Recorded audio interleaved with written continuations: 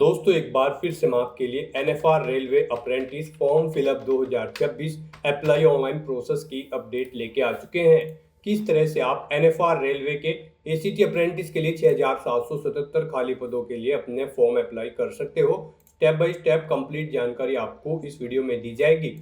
Last date online आवेदन करने की 19 अगस्त 2026 है। आपके पास बड़ा अवसर है फॉर्म अप्लाई करने का। आप जल्द से जल्द अपना फॉर्म अप्लाई कर ले।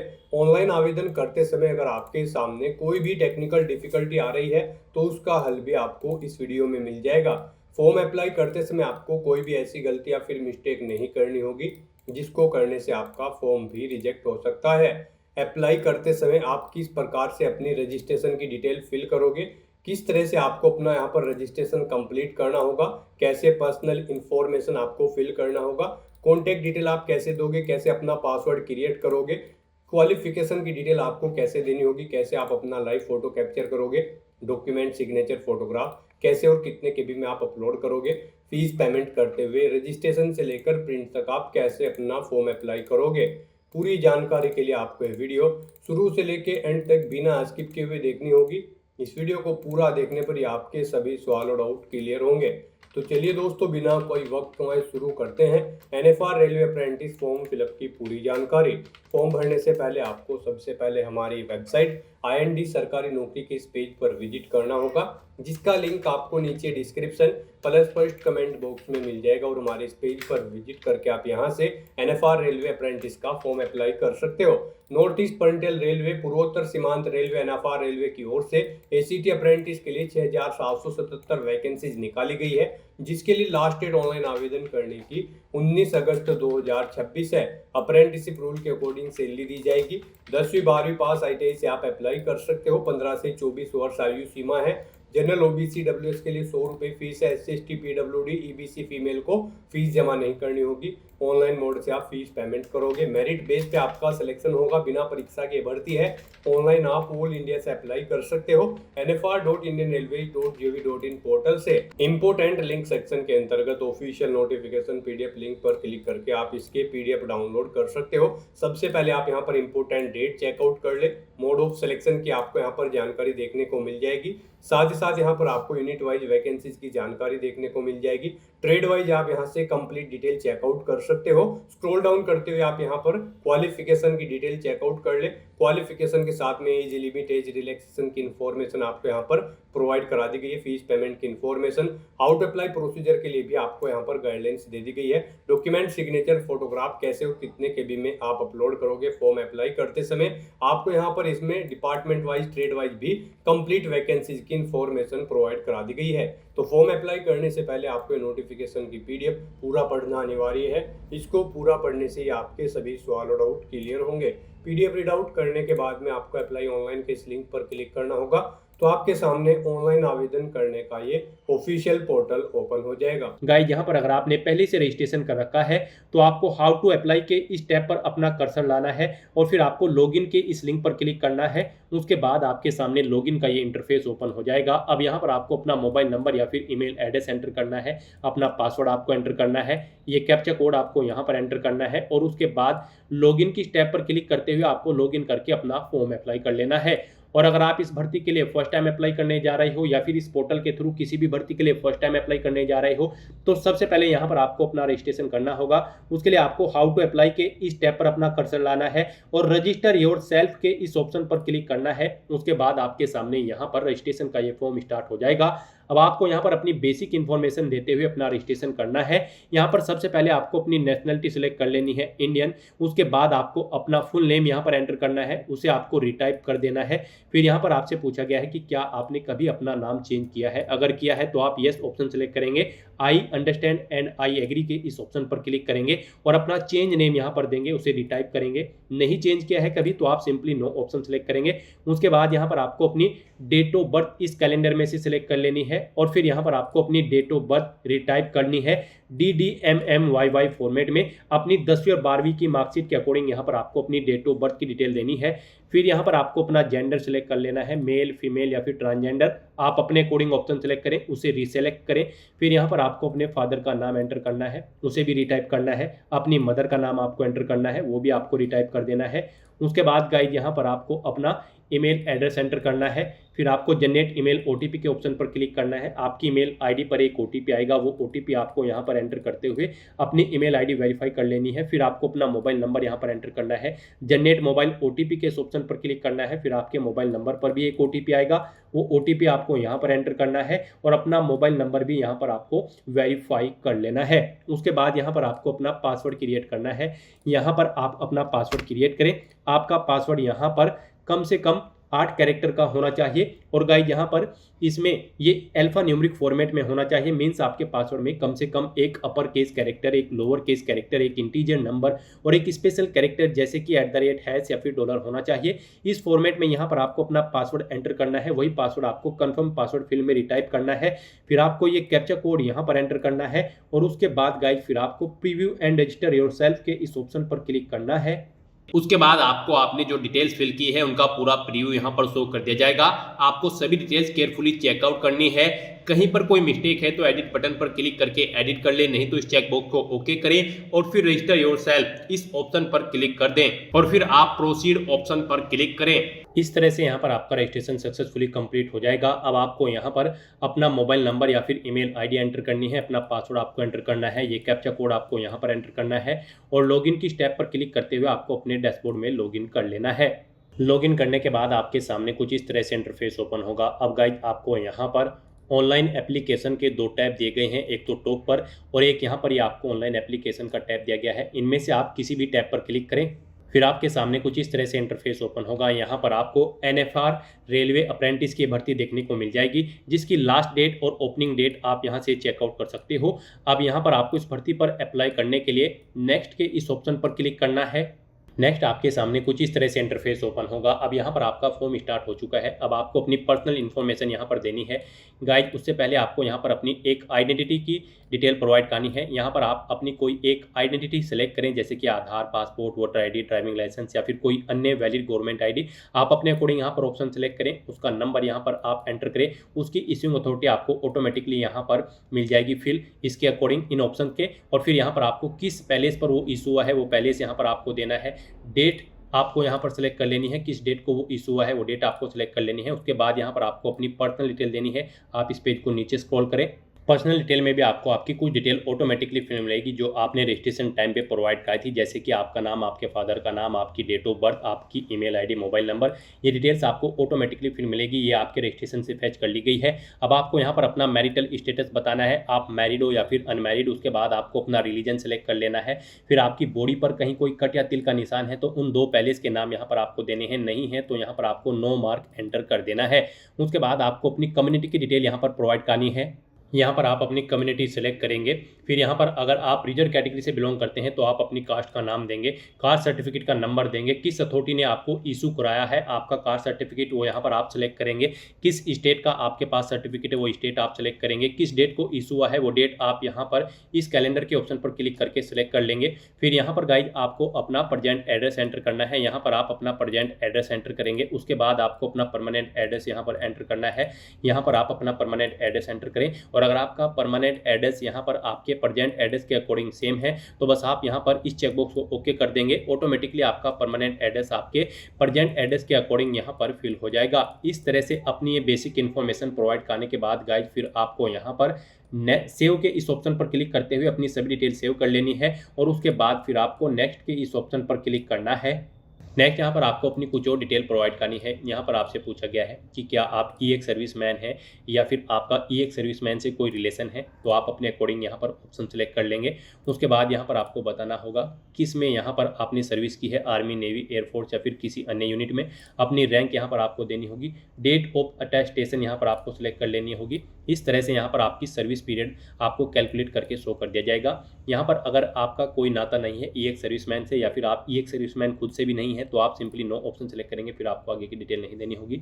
उसके बाद आपसे पूछा गया कि क्या आप PWBD कैंडिडेट हैं, अगर हैं तो आप यस ऑप्शन सेलेक्ट करें। अपनी डिसेबिलिटी की कैटेगरी सेलेक्ट करें, सब कैटेगरी यहाँ पर आप सेलेक्ट करें, परसेंटेज दें अपनी डिसेबिलिटी की, नेचर ऑफ डिसेबिलिटी यहाँ पर सेलेक्ट करें, PWBD सर्टिफिकेट का नंबर यहाँ पर आप दें और किस डेट को वो इशू हुआ है वो डेट आपको यहाँ पर सेलेक्ट कर लेनी है। और अगर आप PWBD कैटेगरी कैंडिडेट नहीं है तो आप सिंपली नो ऑप्शन सेलेक्ट करेंगे, फिर आपको डिटेल नहीं देनी होगी।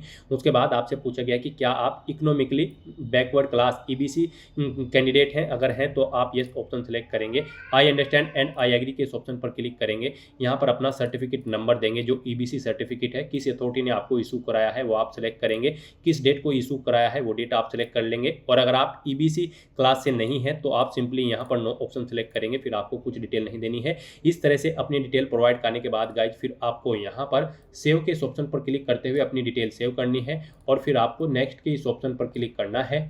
नेक्स्ट यहाँ पर आपको अपनी एजुकेशनल क्वालिफिकेशन की डिटेल प्रोवाइड करनी है। गाइड यहाँ पर NFR रेलवे अप्रेंटिस की इस भर्ती में पार्टिसिपेट करने के लिए आपका 10वीं क्लास पास आउट होना जरूरी है या फिर 12वीं क्लास पास आउट होना जरूरी है, प्लस आपके पास ITI का सर्टिफिकेट होना चाहिए रिलीवेंट ट्रेड के अंतर्गत, यानी कि जिस ट्रेड के लिए आप जॉब करना चाहते हैं उसका सर्टिफिकेट आपके पास होना चाहिए। तो यहाँ पर अब आपको अपनी एजुकेशनल क्वालिफिकेशन की डिटेल प्रोवाइड करनी है। अगर आपने इस पोर्टल के थ्रू पहले भी अपना फॉर्म अप्लाई कर रखा होगा अप्रेंटिस के लिए या फिर किसी और भर्ती के लिए, तो यहाँ पर आपको आपकी 10वीं क्लास की डिटेल ऑटोमेटिकली फिर मिलेगी। यहाँ पर आप अगर इसमें एडिट करना चाहते हैं तो आप एडिट कर सकते हैं। और अगर आप फर्स्ट टाइम अप्लाई करने जा रहे हैं तो यहाँ पर आप ऑप्शन सेलेक्ट करेंगे मैट्रिकुलेशन, फिर आपको यहाँ पर कुछ इस तरह से अपनी 10वीं क्लास की डिटेल देनी होगी। यहाँ पर आपको सबसे पहले स्टेट सेलेक्ट करना होगा, जिस स्टेट से आपने अपनी 10वीं क्लास पास आउट की है, बोर्ड का नाम यहाँ पर आपको देना होगा, किस ईयर में आपने पास आउट की है वो ईयर आपको यहाँ पर सिलेक्ट कर लेना होगा और फिर आपने कितने % मार्क्स ऑब्टेन किए हैं वो यहाँ पर आपको एंटर करना है। इस तरह से यहाँ पर आपको अपनी 10वीं क्लास की डिटेल देनी है और उसके बाद आपको यहाँ पर अपडेट के इस ऑप्शन पर क्लिक करते हुए अपनी ये डिटेल आपको अपडेट कर देनी है। इस तरह से यहाँ पर आपकी 10वीं क्लास की डिटेल ऐड हो जाएगी। फिर अगर आपने यहाँ पर अपनी 12वीं क्लास भी पास आउट कर रखी है तो आप 10+2 ऑप्शन सेलेक्ट करेंगे। उसके बाद आप यहाँ पर सब्जेक्ट सेलेक्ट करेंगे, आपके पास 12वीं में कौन कौन से सब्जेक्ट थे। उसके बाद आप स्टेट सेलेक्ट करेंगे, किस स्टेट से आपने अपनी 12वीं क्लास पास आउट की है, बोर्ड का नाम यहाँ पर आप देंगे जिस बोर्ड से आपने अपनी 12वीं क्लास पास आउट की है, पासिंग ईयर यहाँ पर आपको सिलेक्ट कर लेना है, कितने % मार्क्स आपने 12वीं में ऑब्टेन कर रखे हैं वो यहाँ पर आपको एंटर करना है और फिर आपको ऐड के इस ऑप्शन पर क्लिक करते हुए अपनी 12वीं क्लास की डिटेल भी यहाँ पर ऐड कर देनी है। इस तरह से यहाँ पर आप अपनी 10वीं या फिर 12वीं क्लास की डिटेल ऐड कर सकते हो।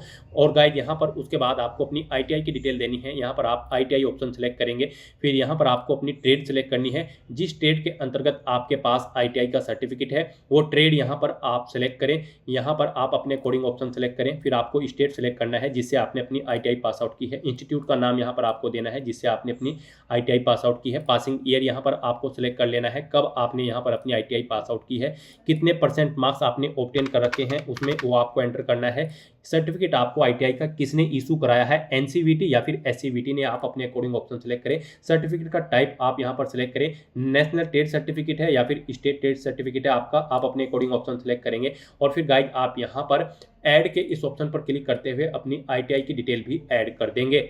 इस तरह से यहाँ पर आपकी क्वालिफिकेशन की डिटेल सक्सेसफुली ऐड हो जाएगी। अब गाइज आपको यहाँ पर नेक्स्ट के इस ऑप्शन पर क्लिक करना है।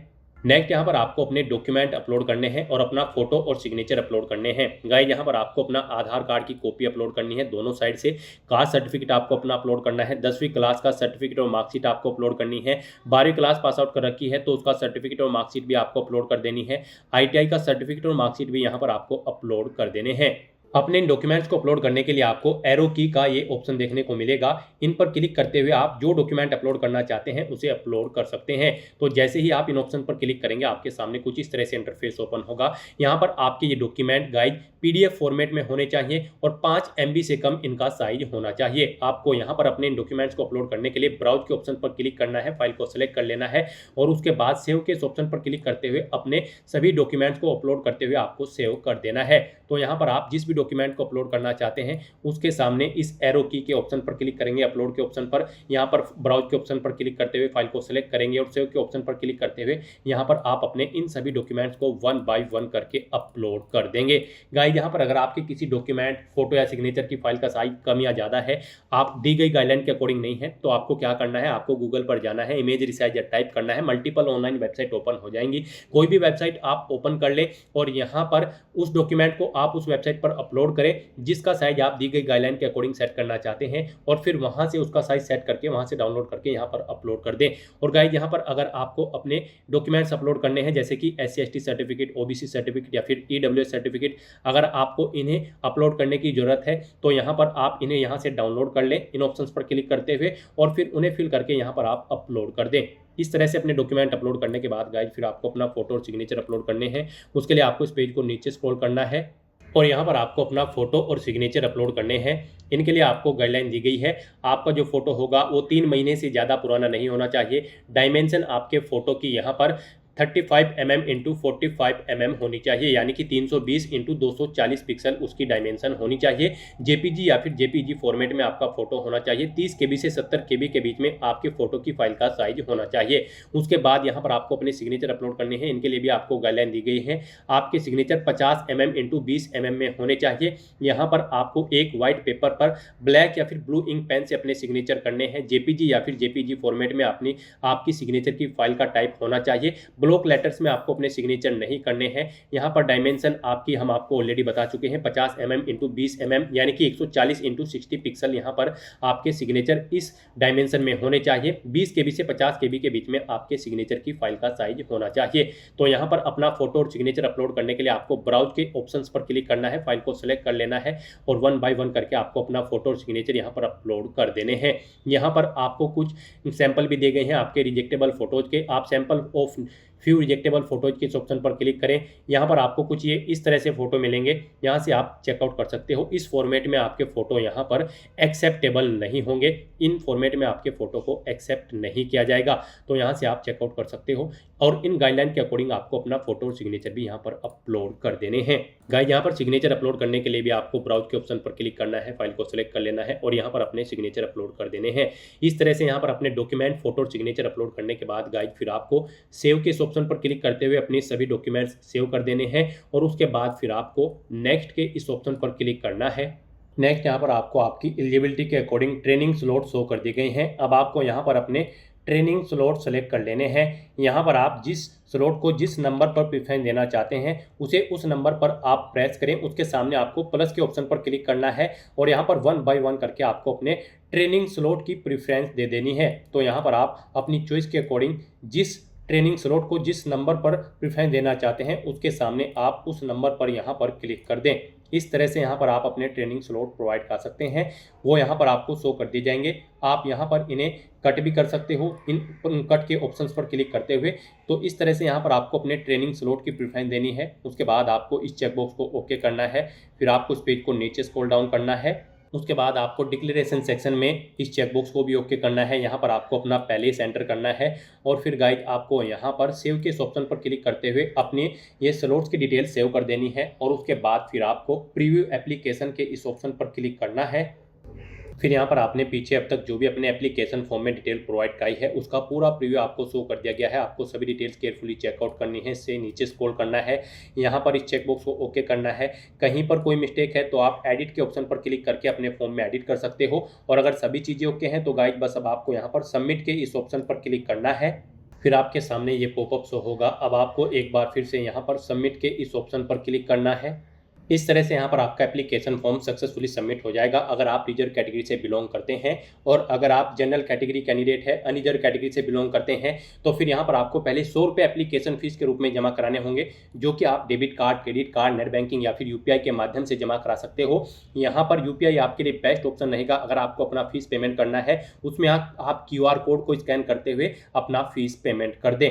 यहाँ पर फीस पेमेंट कंप्लीट करने के बाद सभी कैंडिडेट के सामने कुछ इस तरह से इंटरफेस ओपन होगा। अगर आपको फीस देनी है तब यहाँ पर फीस पेमेंट करने के बाद आपके सामने भी कुछ इस तरह से इंटरफेस शो होगा और रिजर्व कैटेगरी कैंडिडेट के सामने यहाँ पर बिना फीस जमा कराई ये इंटरफेस शो हो जाएगा। अब गाइस यहाँ पर आपका फॉर्म सबमिट हो चुका है।